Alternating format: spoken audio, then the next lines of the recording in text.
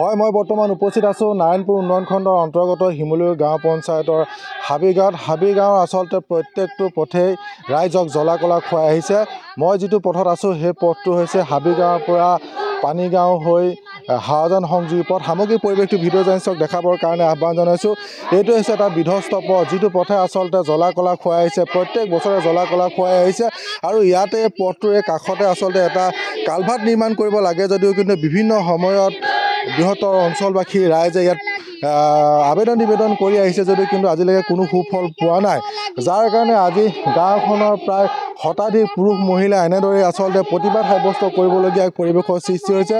তেওঁলোকে এটা কাৰণে আচলতে প্ৰতিবাদ সাব্যস্ত কৰিছে যে তেওঁলোকৰ যিসমূহ পথ সেই পথসমূহ যাতে অতি সোনকালে নিৰ্মাণ কৰে তাৰ কাৰণে আহ্বান জনাইছে।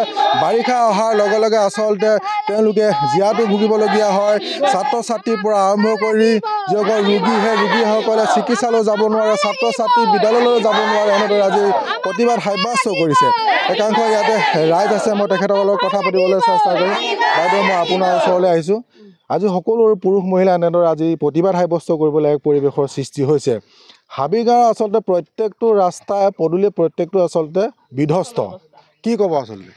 চাওক, আমি আজি যুগ যুগ ধৰি ৰাস্তাটোৰ কাৰণে আমি মহিলা হওক পুৰুষ হওক সকলোৱে আমি যোগাযোগ কৰি লাগিয়ে আছোঁ। ৰাস্তাটো আহিয়ে থাকে, আধাখনীয়া হয়, 2 ট্ৰেক্টৰ বা 3 ট্ৰেক্টৰ শিল পেলায়, তাৰপিছত আমাৰ ৰাস্তাটো নহয়। আমি আজিয়ে নহয়, আমি যুগ যুগ ধৰি এই ৰাস্তাটোৰ কাৰণে কালভাৰৰ কাৰণে আমি সদায় মহিলাসকলে পুৰুষসকলে চেষ্টা কৰি আছোঁ সদায়। কিন্তু আমাৰ এই লখিমপুৰ ডিষ্ট্ৰিক্টৰ আমাৰ একেবাৰে বাউণ্ডৰী হয় নাই, আমাৰ একেবাৰে বাউণ্ডৰী বিশ্বনাথ জিলা আৰু লখিমপুৰ জিলাৰ মাজৰ মধ্যাই হয়নে, কিন্তু আমাৰ এই ৰাস্তাটো চৰকাৰে কোনোপধ্যে দেখিয়ে নাপায়। চৰকাৰৰটো কথা ক'বই নাযাওঁ, আমাৰ বিহপুৰীয়া সমষ্টিৰ বিধায়ক আহিছে গৈছে হয়নে, কিন্তু আমাৰ এই হাবিগাঁৱৰ একেবাৰে শেষৰ ৰাস্তা এইটো, এই ৰাস্তাটো আমাৰ ৰাস্তাও নহয়, ধৰক কালভাৰ নহয়। এতিয়া চাওক আপুনি এই ৰাস্তাটো এই কালভাৰটোৱে আমি এতিয়া এইফালেদি ধৰক আৰু 2-3খন গাঁও সংযোগ হৈ আছে, হাৱাজানলৈকে আছে, পানীগাঁও দাধৰা গাঁও এনেকৈ হাবিগাঁও কৰি সংযোগ হৈ আছে। এই ৰাস্তাটোৱেদি এতিয়া আমাৰ যিবোৰ ৰেচন কাৰ্ডৰ চাউল পায় তেওঁলোকৰ অনা নিয়া কৰিবলৈ মানে ব্যৱস্থা নাই। আৰু এতিয়া ৰ'দ দিছে দেখি ৰাস্তাটো শুকাইছে, যদি বৰষুণ দিয়া নহয় এককাল পানী হয়, কিন্তু এইফালেদি ছাত্ৰ ছাত্ৰীসকল স্কুললৈ অহা যোৱা কৰিবলৈ দিগদাৰ হয় নাই। এতিয়া আমাৰ চাইকেল এখন উলিয়াবলৈ অসুবিধা, কিন্তু এইকেইদিন ৰ'দ দিছে দেখি এতিয়া মানে পানী নাই দেখি মানে চৰকাৰে ভাবে বা আমাৰ বিহপুৰীয়া সমষ্টিৰ বিধায়কে ভাবে যে ৰাস্তাটো দেখোন ঠিকে আছে হয়নে, ঠিকে আছে। তেওঁলোকে আহে কি ৰ'দ দিলে মিনি আহে, তেতিয়া ধৰক কোনেও নেদেখে। আপোনালোকৰ পথটো লাগে। এতিয়া আমি এইটোৱে দাবী কৰিছোঁ, আপোনালোকৰ জৰিয়তে আমি বিহপুৰীয়া সমষ্টিৰ বিধায়ক ডাঙৰীয়ালৈ আমি অনুৰোধ কৰিছোঁ যাতে আমাৰ ৰাস্তা আৰু আমাৰ কালভাৰটো সম্পূৰ্ণভাৱে লাগে। হয়, আৰু একাংশ আছে, মই আপোনাৰ ওচৰলৈ আহিছোঁ। ইতিমধ্যে যিটো পথ সেই পথত ছাত্ৰ ছাত্ৰী বিদ্যালয়লৈ যাব নোৱাৰে, ৰোগী অনা নিয়া কৰিব নোৱাৰে চিকিৎসালয়লৈ, কি ক'ব কেনেকুৱা ধৰণৰ আৰু বিশেষ আমাৰ এই ৰাস্তাটো মানে আহি আছে গৈ আছে, কেতিয়া সম্পূৰ্ণ হ'ব আমি নিজে ভাবিব পৰা নাই। যিটো বিক্ৰমপুৰ হৈ হাবিগাঁও ৰাস্তা এইটোতো আজি 2-3 বছৰ আগৰ কথা শিলগুটি পেলালে, আৰু মাজবুকতে আহি JCB লগাই জেওৰা চেওৰা ভাঙি দিলে, শিলগুটি কেইটামান ছটিয়ালে, এতিয়ালৈও নাই। আৰু দাধৰা হৈ যিটো আমাৰ হাবিগাঁৱৰ ৰাস্তা সেইটো হয় সংযোগী পথ, সেইটোতো শিলগুটি কেইটামান আধাৰভাগে পেলাই থৈছে, কেতিয়া হ'ব আমি ক'ব নোৱাৰোঁ। আমাক এনেকৈ প্ৰতাৰণা দিয়ে ঠগিবই নে কিয়ে নে আমি নাজানো। চৰকাৰ আহি থাকিব গৈ থাকিব, কেতিয়াও আমাৰ ৰাস্তাটো সম্পূৰ্ণ নহ'ব নেকি? আমাৰ যুগতে যদি নহয় আমাৰ ল'ৰা ছোৱালীৰ দিনলৈ কি হ'ব? এতিয়াই আমাৰ ইমান শাস্তি, পানী ৰাস্তা বোলে ৰাস্তাৰ মাটি দিলে কিন্তু ৰাস্তা অকণমান মানে যাব পাৰে, ইফালে সিফালে গাঁত হৈ আছে, সেইখিনি সম্পূৰ্ণ হ'ব নে নহ'ব আমি সেইটোৱে জানিব বিচাৰিছোঁ। আৰু আমাৰ বিধায়ক মহোদয় যদিও ৰাস্তাটোত টকা পইচা চেংচন কৰি দিছে, আমি সেইটো বিশেষ নাজানো। ইয়াত কাম কৰা পথটো হৈ উঠা নাই, আৰু আমাৰ সম্পূৰ্ণ পথটো হৈ উঠিব লাগে।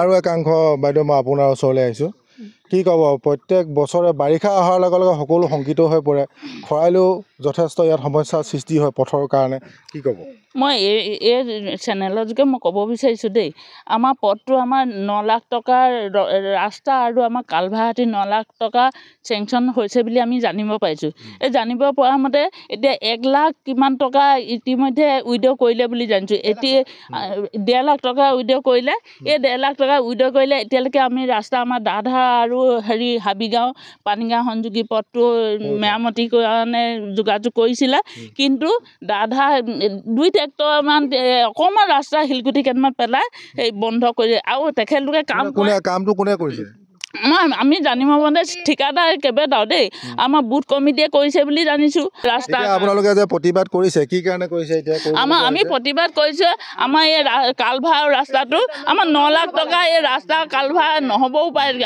আৰু কেইটামান দি আমাৰ তাৰমানে যিকেইটা পইচা 9 লাখ দিছে আমাৰ সেই 9 লাখ টকাটো তাৰমানে কাম হ'ব লাগে আৰু আমাৰ যদি সুচাৰুৰূপে এই কামটো নহয় আমি আকৌ প্ৰতিবাদ কৰিবলৈ আমাৰ মহিলাসকল ওলাই আহিম আমি এই চেনেলৰ যোগেদি আমি বিধায়ক মহোদয়কো আমি অনুৰোধ জনাবলৈ লৈছোঁ যিহেতু আমাৰ পথটো যেন সুচাৰুৰূপে কয় আৰু আগন্তুক ইলেকশ্যন আহি আছে সেই ইলেকশ্যন আমি বৰ্জন কৰিম যদি এই ৰাস্তা আৰু আমাৰ পথ যদি নহয় কালভাৰ নহয় আৰু ইয়াকে কৈ আমাৰ হাবিগাঁও সকলো ৰাইজ হৈ মই কি বিধায়ক ছাৰ মই অনুৰোধ জনাইছোঁ হয় ইতিমধ্যে অকল মহিলা ইতিমধ্যে এটা কথা অৱগত কৰিছে যে আগন্তুক 2026 চনৰ যি বিধানসভা নিৰ্বাচন সেই বিধানসভা নিৰ্বাচনৰ পূৰ্বে যদি এই পথসমূহ নিৰ্মাণ নহয় তেনেহ'লে ভোট বৰ্জন কৰিম বুলি ইতিমধ্যে অৱগত কৰিছে আচলতে সকলো মহিলা এনেদৰে ওলাই আহিছে নিজৰ ঘৰৰ কাম বন এৰি ক্ষতি কৰি আচলতে এনেদৰে সকলো ৰাইজ ওলাই আহিছে আৰু প্ৰতিবাদ সাব্যস্ত কৰিছে এনেদৰে তেওঁলোকে বিচাৰিছে যে যিটো পথ সেই পথটো যাতে তেওঁলোকক নিৰ্মাণ কৰি দিয়ে তাৰ কাৰণে তেওঁলোকে এনেদৰে প্ৰতিবাদ সাব্যস্ত কৰিছে আমি নাৰায়ণপুৰৰ হাবিগাঁৱৰ পৰা কিছু দৃশ্যাংশ দেখাবৰ কাৰণে চেষ্টা কৰিম